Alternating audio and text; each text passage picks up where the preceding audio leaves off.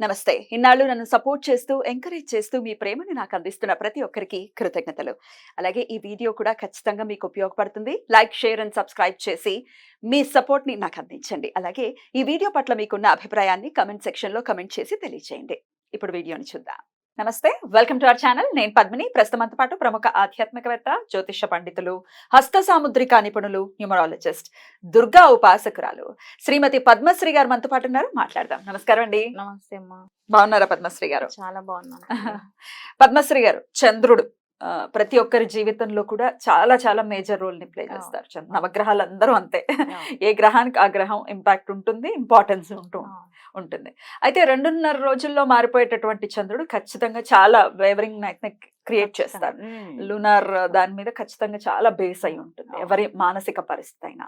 చంద్రుడు బాగున్న వాళ్ళు, ఎవరి జన్మ జాతకంలో బాగున్న వాళ్ళు ఎలా ఉంటారు, బాలేని వాళ్ళు ఎలా ఉంటారు, మరి బాలేనప్పుడు ఎలా బలోపేతం చేసుకోవచ్చు చంద్రుడిని, ఈ విషయాలు ఒక్కసారి మీ ద్వారా.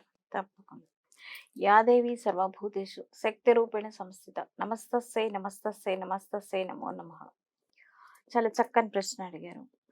చంద్రుడు అంటే ప్రారబ్ధానికి కారకుడు చంద్రుడు అనమాట. అంటే మన ప్రారబ్ధాలు తొలగిపోవాలంటే ఖచ్చితంగా చంద్రబలం జాతకంలో ఉన్నట్టయితే ఏవైనా కొద్ది గొప్ప దోషాలు ఏమైనా ఉన్నా కూడా తొలగిపోతాయి అనమాట. అయితే చంద్రుడు అంటే అమావాస్య అంటే శుక్లపక్షం, కృష్ణపక్షం అని 2 ఉంటాయన్నమాట. అయితే ఈ శుక్లపక్షం, కృష్ణపక్షంలో గనక అంటే జన్మించిన వారికి చంద్రబలం పెరగాలి అంటే ఖచ్చితంగా శుక్లపక్షం అంటే శుక్లపక్షంలో జన్మించిన వారికి చంద్రబలం ఎక్కువగా ఉంటుంది. అంటే పౌర్ణమి ముందు వరకు పుట్టిన వాళ్ళు, పౌర్ణమి వరకు కూడా అనుకోవచ్చు కదా. అవును, వాళ్ళకి ఎక్కువ చంద్రబలం ఎక్కువగా ఉంటుంది. పౌర్ణమి తర్వాత పుట్టిన వాళ్ళకి తక్కువ ఉంటుంది, కొద్దిగా ఉంటుంది. అలాగే చంద్రుడితో ఉన్నటువంటి గ్రహాలను కూడా మనం చూసుకోవాలి. అయితే పాపగ్రహాలతో కలిసి ఉంటే కాస్త ఇది కావటం. అయితే అసలు మెయిన్ జీవితంలో అంటే మానవ జీవితంలో చంద్ర ప్రభావం చాలా ఉంటుంది. ఎందుకంటే మనఃకారకుడు చంద్రుడు.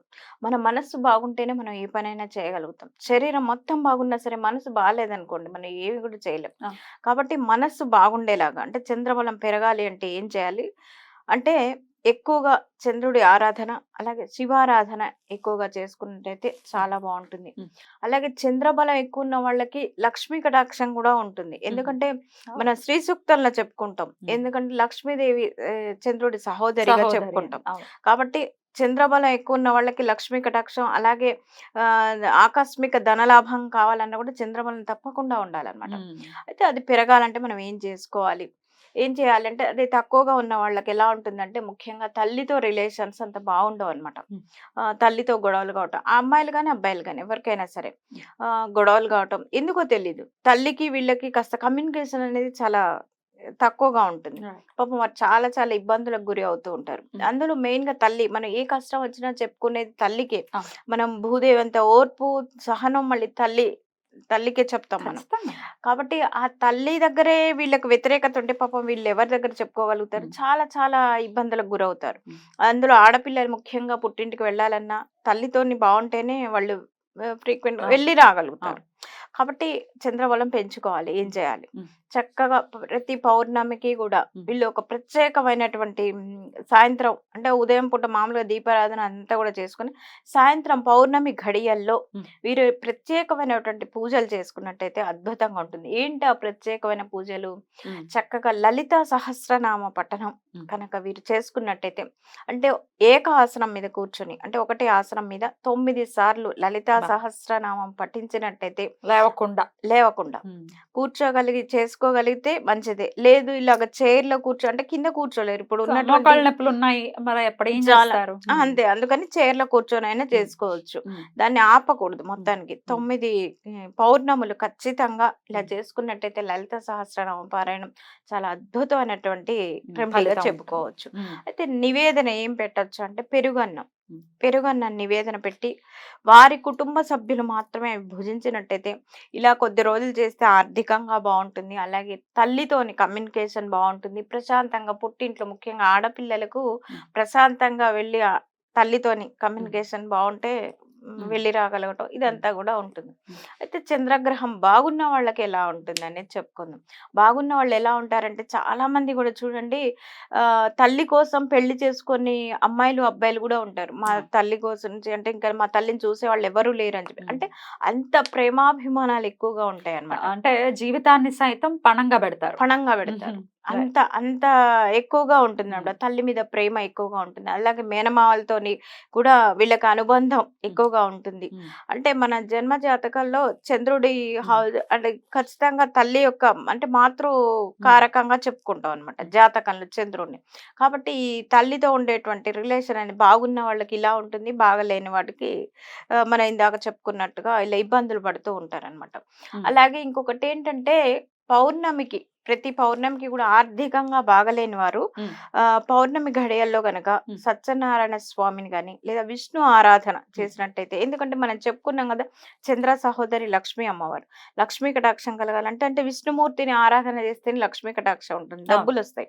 ఎందుకని ఆ అమ్మవారికి అయ్యవారిని పూజిస్తేనే చాలా సంతోషం, చాలా సంతోషం. అలాగే అంతే అయ్యవారి కదా, మన భర్తల్ని గౌరవిస్తే అదో మనకి అసలు సిసలు గౌరవం. అందుకని ఖచ్చితంగా విష్ణు ఆరాధన అనేది కూడా చక్కగా సాయంత్రం పూట ఏం చేస్తారంటే ఇల్లు వాకిళ్ళంతా కూడా శుచిగా శుభ్రంగా చేసుకొని, అంటే ఇక్కడ సత్యనారాయణ వ్రతం అనగానే మనం ఏం చేస్తామంటే ఆ చుట్టాలు పక్కాలు గందరగోళం ఇదంతా అక్కర్లేదు. చక్కగా మీ కుటుంబ సభ్యుల వరకు కూర్చొని చేసుకున్నారనుకోండి ప్రశాంతంగా ఉంటుంది. దేవుడి మీద కాన్సన్ట్రేషన్ అంటే భక్తి భావన అనేది నిలుస్తుంది. మనం ఈ బంధువులు హంగు ఆర్భాటం చేసాం అనుకోండి, ఆ వచ్చిన వాళ్ళని చూసుకోవడానికి అరే వారు భోజనాలు చేశారా లేదా, వారు టిఫిన్ చేశారా లేదా, వారిని అట్టే ఉంటుంది కాన్సన్ట్రేషన్. కాబట్టి నేను ఏం చెప్తానంటే ప్రత్యేకమైన పూజలు మీరు ఏమైనా చేసుకోదలుచుకుంటే మీ కుటుంబ సభ్యుల వరకు మాత్రమే కూర్చొని హ్యాపీగా చేసుకోండి అని చెప్తాను. గుళ్ళల్లో కూడా సామూహికంగా చేయిస్తుంటారు చాలా విశేషంగా సత్యనారాయణ స్వామి వ్రతాలు. అవి కూడా బెస్ట్, చాలా బెస్ట్. ఎందుకంటే యద్భావం తద్భవతి, భగవంతుడు ఉన్నాడు అక్కడ, మనల్ని చూస్తున్నాడు, మనం చెప్పేటువంటి బాధ వింటున్నాడు అనేటువంటి స్మరణతో ఉంటే, అంటే ఈ కలి యొక్క ప్రభావం కూడా ఉంటుందన్నమాట. ఈ మిగతా యుగాల కన్నా కూడా కలియుగంలో భగవంతుడిని ఒక్కసారి స్మరించుకున్నా చాలు. ఎందుకంటే ఈ కలిధర్మం ఏంటంటే అసలు ధర్మంగా వెళ్లే వాడికి ముక్తి త్వరగా లభిస్తుంది.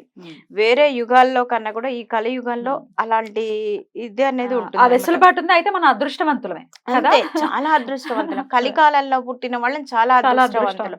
ఎందుకంటే అసలు భగవంతుడి వైపు మనసు వెళ్ళటమే అది ఒక అద్భుతమైనటువంటి ఒక ఇది నామస్మరణం కూడా ముక్తికి మార్గం అవుతుంది అని చాలా మంది చెప్తారు. చాలా నిజం. ఈ కలికాలంలో నిజంగా భగవంతుడిని నామస్మరణ చేసుకోవాలి. ఎందుకంటే ఈ కలి ఏం చేస్తుంటాడు, అసలు అటువైపు మనసు వెళ్ళనీయకుండా ఏవో అడ్డుపడుతూ ఉంటాయి. కానీ అవన్నీ దాటుకుంటూ ఎవడైతే భగవంతుడి దగ్గరికి చేరుకుంటాడో వాళ్ళకి ఖచ్చితంగా ముక్తి అనేది లభిస్తుంది. అద్భుతం, అలా లభించాలి. అలాగే చంద్ర అనుగ్రహం ఖచ్చితంగా ప్రతి ఒక్కరికి ఉండాలి, లేకపోతే మానసికంగా చాలా ఇబ్బంది పడిపోతుంది. చాలా చాలా మనిషిని ఒక కృంగదీసేస్తుంది అనమాట.